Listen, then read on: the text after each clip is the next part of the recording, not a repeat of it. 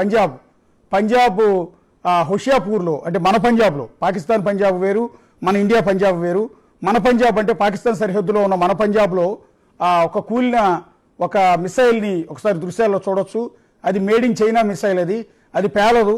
మనం కనుక దీపావళి టపాసులు కొన్నప్పుడు మన ఇండియా మేడ్ టపాసులు టపా టపా టపా టపా డామ్ డామ్ అని పేలుతాయి. చైనా నుంచి తీసుకొచ్చిన టపాసులు చూస్తూ ఉంటాయి. అందుకని ఇక్కడ కూడా చైనా నుంచి కొనుగోలు చేసిన ఆ మిసైల్స్ని పాకిస్తాన్ వాడుతోంది. అవి చేత కాకుండా అవి గాల్లోకి ఎగరను కూడా ఎగరటం లేదు. అవి వచ్చి డమాలమైన అట్లాగే పడుతున్నాయి. వాటిని తీసుకెళ్లి పిల్లలు ఆటలాడుకుంటున్నారు. పాకిస్తాన్ వదిలిన మిసైల్స్ని మన బోర్డర్ గ్రామాల్లో ఉన్న చిన్నపిల్లలు తీసుకెళ్లి వాటిని ఆడుకుంటూ ఉన్నారు చక్కగా రాకెట్లలాగా. సో అవి పేలని రాకెట్లు చైనా అమ్మిందని చెప్పి ఇప్పటికే పాకిస్తాన్ కంప్లైంట్ కూడా పెట్టినట్టుంది. ఇచ్చిన ఆర్డర్స్ అన్ని కూడా వెనక్కి పంపుతోందంట మిసైల్స్ అన్నింటినీ కూడా. అలా పడిన వన్ ఆఫ్ ది మిసైల్ ఇది.